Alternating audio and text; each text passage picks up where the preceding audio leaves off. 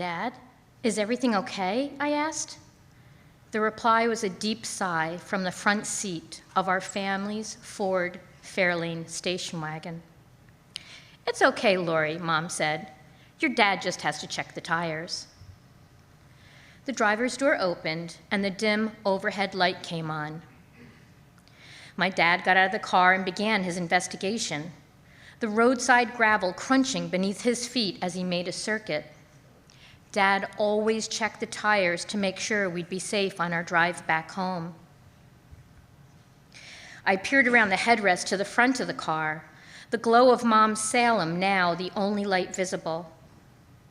My youngest brother was nestled beside her in a new-fashioned plastic car seat, consisting of little more than a metal frame and a seatbelt. In the back, my brothers Bob, Rick, and I shared the wide bench seat. Sometimes we'd lie on the seat together, and sometimes we made ourselves into little balls and hunkered down into the place where your feet should go. We enjoyed the warmth from the hump that came from the exhaust pipe beneath it. And my brothers and I were also allowed to climb over our seat to the way back of the station wagon.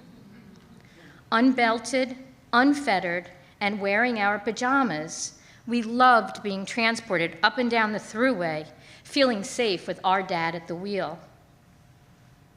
We were coming home from Wyckoff, New Jersey, where Grandpa Rosedale and Grandma Jean lived with my 7 uncles and 1 aunt. Just an hour and a half away from our rural Ulster County home, it was easy to get to during the week on long summer days after our 5:30 dinner. Grandpa had a huge vegetable garden, and he and Dad held cold cans of Schaefer as they walked along the long rows, examining the deep red tomatoes, zucchini squash, and cucumbers climbing the trellis. Later, they sipped fresh beers while sitting on the front porch in the dark, listening to the Mamas and the Papas, Marvin Gaye, and Dusty Springfield on the transistor radio, while discussing the conflict in Vietnam. We began the trip home around 10 o'clock. I looked out the car window as Dad circled, following him with my eyes. He always circled twice, kicking the tires as the smoke of his Parliament curled around his head.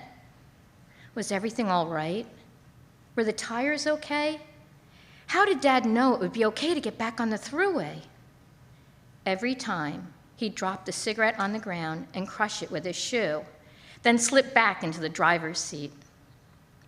With a sigh of relief, my mom glanced back at us again, checking that we were all still there, counting heads to make sure that no one was left behind.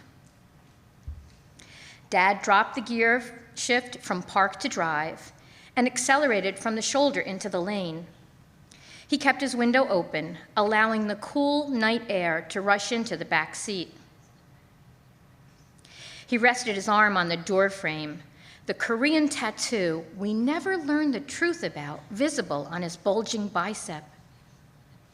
Soon, my dad began to sing, a tactic to help him stay awake after one Schaefer too many at Grandpa's.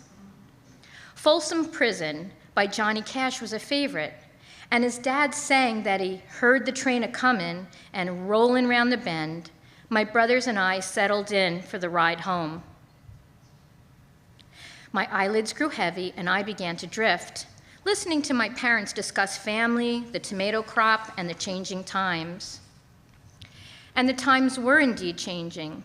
The news and the grown-up conversations filled with references to Vietnam and assassinations and student unrest. But I knew I was safe, nestled in the back seat, listening to my father's deep, gravelly singing voice as I watched the moon follow us home.